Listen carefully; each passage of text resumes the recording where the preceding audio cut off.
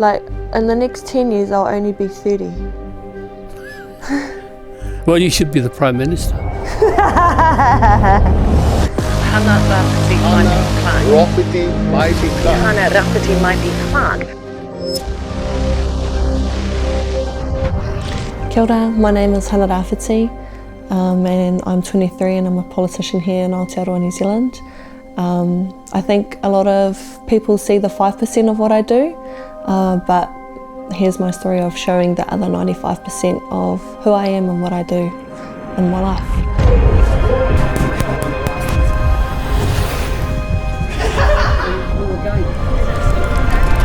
So 7 o'clock or 6:30 wake up, and then hit the boxing gym at 7:30.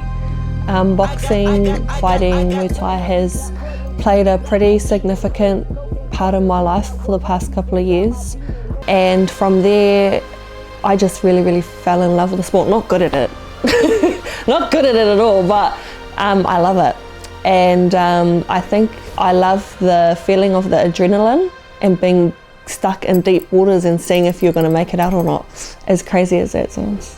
I think there's a huge amount of discipline that you'd have to have being in a career that requires a lot of travel, but it all goes back to when we had the hikoi last year in November. Like, I was all about saying, instead of ka whawhai tonu mātou, like, we'll fight forever and a day, ka whakapanoni au I tērā, ka panonitia au I tērā whakatauki ki te kaora tonu mātou, which means we'll live forever and a day instead.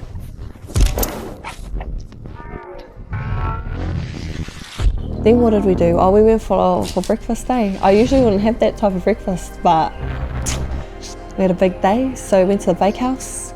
Because I'm a politician and I have a very heavy work schedule, that those are the moments that I get to talk with the community, talk with people that I haven't seen, and just catch up there. I think super tunnel vision, super closed off when I'm in Wellington. Like, there's a job to do and I've got to do my job. And then when I come home, like, yeah, I'm just chill as, like, it's just normal. But you have to be in a certain mindset to survive down there. And that's why I just love coming home. Like, I love my home so much. And I love being with the people. I think that's actually a way of surviving too, is politics hardens you overnight if you don't be careful.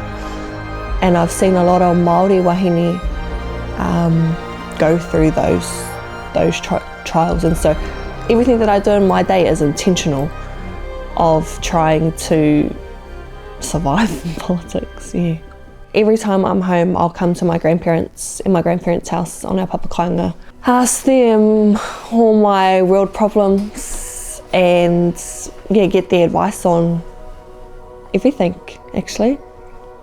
I'm really, I think my biggest privilege is that I'm able to just travel with my grandparents everywhere. I lived with my grandparents. Yeah, they're definitely everything, like the lifestyle that I'm living in terms of making healthy decisions, and I'm human, so I make heaps of mistakes, but they've definitely set the standard in terms of, you know, what they want for their grandchildren and what I want to give back to them. How old will you be, Pop, in the next 6 more years? Yeah, well, 6 more years. I'm 86 now, so I put it that it's 94. 94. Right. So I'll be around until then. But are you comfortable where you are? Yeah, I just want to do my job. Yeah, well, that's good.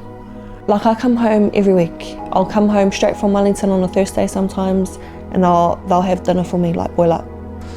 And we'll just talk about the world's problems and how we think we're going to solve them. Yes.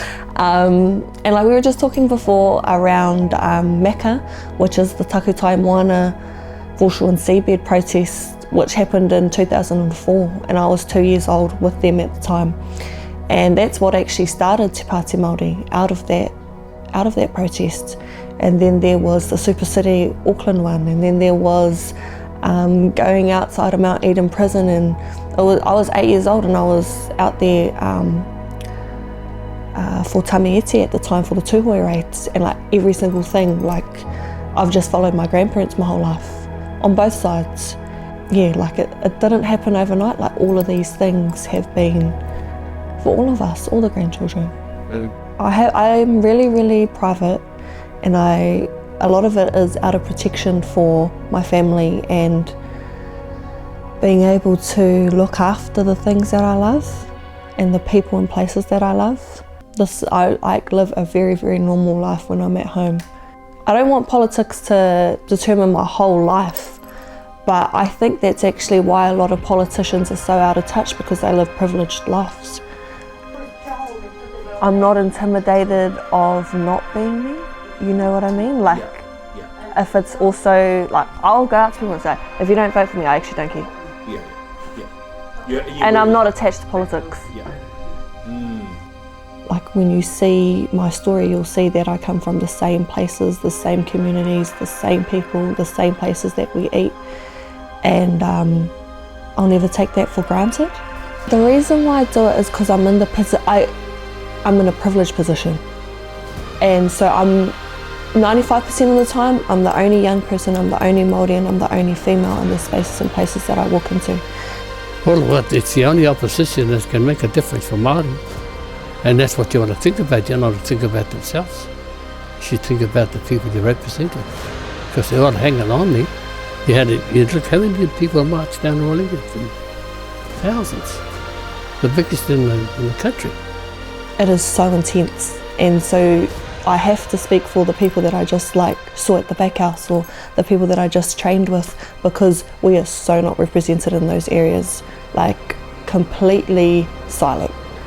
And so sometimes my voice has to just be a little bit louder, but you can see here, like, I'm pretty quiet. But yeah, when I go into those rooms, and there's a lot of them, you can see how obvious it is that why we're not there, you know. And then off to Hauraki for the Hauraki Business Awards.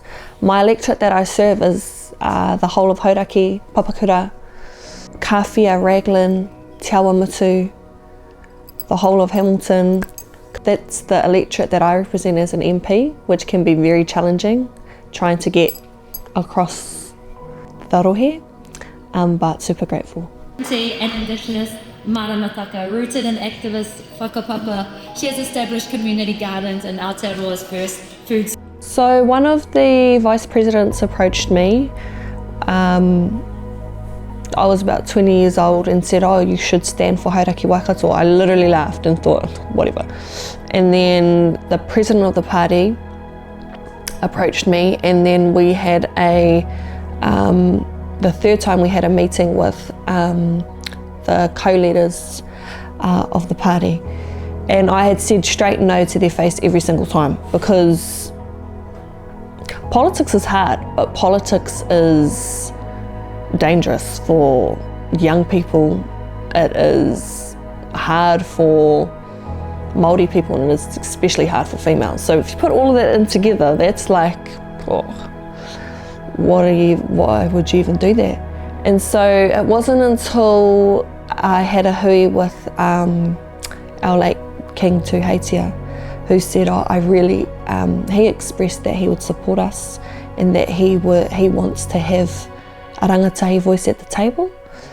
And then I accepted it, and yeah. But I think during the campaign I saw how I was exposed to heaps of different debates, and I just realised, oh, you guys have no idea what's actually happening on the ground, or like no idea what happens in our communities or the experiences that we face. And so, like, prime example, when we were running the bridges, or when we were coming here, you would have seen about like 4 or 5 cop cars. When we go to Wellington, you'll never see that. Yeah, that's how we got into politics, and I never ever thought in a million years I'd do it, let alone actually get in. I think only in the past couple of months have I accepted this role, because I've never said out loud in the media that I actually tried to deny this about 6 or 4 times, 4 to 6 times, because it was 20 at the time, wanted to do politics, like nah, not me. And so we're in it now, so we might as well do some mahi. And I'm so excited for the next. I'm actually excited to be in this because while we're here, I think we can do heaps of things. Heaps of things. And it's exciting, yeah.